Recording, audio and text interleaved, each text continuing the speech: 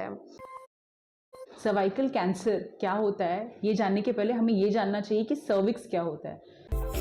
किस किस महिला को हो सकता है, कौन सा एज में हो सकता है और किस किस को इसके बारे में इतना खतरा है। कैंसर का खतरा उन महिलाओं को है जिनकी आपको ना एडमिट होना है इसके लिए, ना कोई एनेस्थीसिया चाहिए, ना कोई पेन होता है, ना कोई ब्लीडिंग होती है।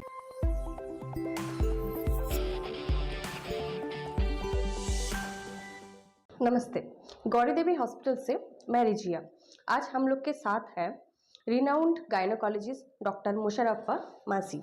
A very good evening. I'm Dr. Mustafa Masih, currently working as a consultant in Department of Obs and Gynae in Gauri Devi Hospital, Rajpand, Durgapur.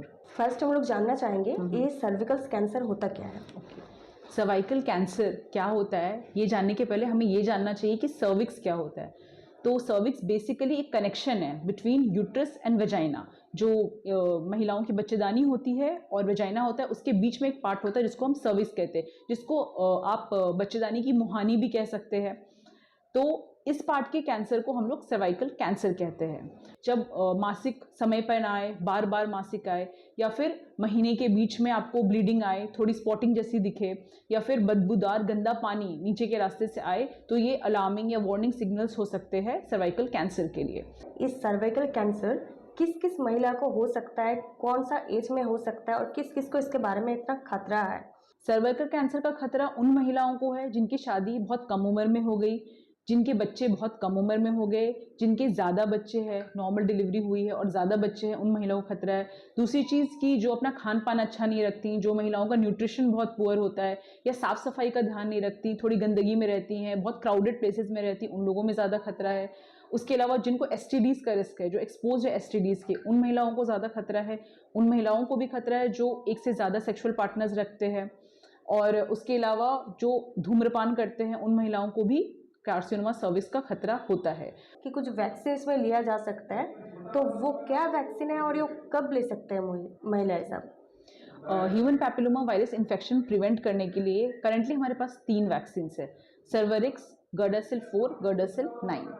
3 vaccination हम ले सकते हैं। यूजुअली 3 डोजेज होते हैं इनके, first dose, second dose, third dose, जो कि first से सेकेंड डोज के बीच में 2 मंथ्स का इंटरवल होता है, सेकेंड टू थर्ड डोज के बीच में 4 मंथ्स का इंटरवल होता है। ये 3 वैक्सीन हमारे पास है। एक महिला 9 से लेकर 45 ईयर्स तक वैक्सीन ले सकती हैं, बट आप जितना डिले करेंगे उस वैक्सीन का प्रोटेक्शन उतना कम हो जाएगा, बट डेफिनेटली प्रोटेक्शन आपको मिलेगा कुछ हद तक।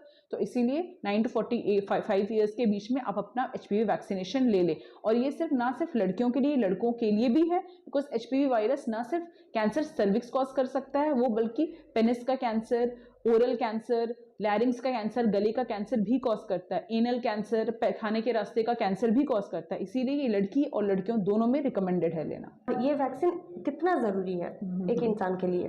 First thing is awareness. बहुत सारे लोगों को नहीं पता होता, इनफैक्ट बहुत सारे ऐसे डॉक्टर्स हैं जिन्होंने ये वैक्सीन नहीं लिया होता है। दूसरी चीज ये होती है कि कॉस्ट। और HPV वैक्सीनेशन लेना इसलिए इंपॉर्टेंट है बिकॉज ये HPV इन्फेक्शन प्रिवेंट करता है। अगर आप ये पूछोगे कि अच्छा ठीक है, अगर हमें HPV इन्फेक्शन हो गया तो क्या हम उसका ट्रीटमेंट नहीं करा सकते, नहीं, अभी कोई ऐसी दवाई औषधि नहीं है जिससे आप HPV इन्फेक्शन को पूरी तरह से कंप्लीटली ट्रीट कर सकते हो। तो it's better to get vaccinated. Vaccine लेके आप अपने आप को प्रिवेंट कर लो इस इन्फेक्शन से। जो लोग प्रेग्नेंट है या ब्रेस्ट फीडिंग कराते हैं, या आप जैसे बोले 9 to 45 ईयर्स तक ले सकते हैं, क्या उसके अलावा नहीं ले सकते। एक्चुअली प्रेगनेंसी में HPV vaccination is not recommended, नहीं लेना चाहिए। बट अगर आपने एक डोज वैक्सीनेशन का लिया HPV और उसके बाद आप प्रेग्नेंट हो गए हो, तो आप प्रेगनेंसी में वैक्सीनेशन मत लो, बट जैसे ही आपका बच्चा हो जाता है आप नेक्स्ट डोज उसके बाद लेके अपना कोर्स कंप्लीट कर लो। एंड येस, ब्रेस्ट फीडिंग में आप ये वैक्सीनेशन सेफली ले सकते हो, no issues. And when asking about females जिनका 45 ईयर्स एंड अबव हो गया है, वो भी ले सकती हैं, कोई खतरा नहीं है इस वैक्सीनेशन से। बट ये है कि बेनिफिट उनको कम मिलेगा, बट डेफिनेटली कुछ बेनिफिट मिलेगा उनको। सर्वाइकल कैंसर जो समय से पहले होगा या किसी को थोड़ा लग रहा है, तो उससे कैसे पता चलेगा, मतलब कि क्या ऐसा चीज़ है जिससे वो चीज़ समय से पहले ही पता चला सकता है।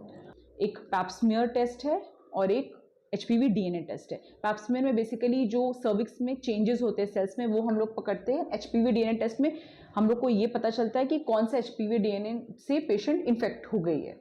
ठीक है, तो बेसिकली स्क्रीनिंग टेस्ट जो कहते हैं वो हम लोग स्टार्ट करते हैं वो female after 21 years of age, 21 years of age से स्टार्ट करेंगे और हर 3 ईयरली हम रिकमेंड करते हैं एक फीमेल को कि आप अपना पैप्समियर स्क्रीनिंग करा लीजिए टिल 65 ईयर्स ऑफ एज। अगर कोई प्रॉब्लम नहीं है, कोई भी टेस्ट एबनॉर्मल नहीं आया है तो वो जो पेप्समेयर टेस्ट के बारे में बात की है, वो कैसे किया जाता है, उसका क्या प्रोसेसिंग है, उसके लिए क्या एडमिट होना पड़ता है?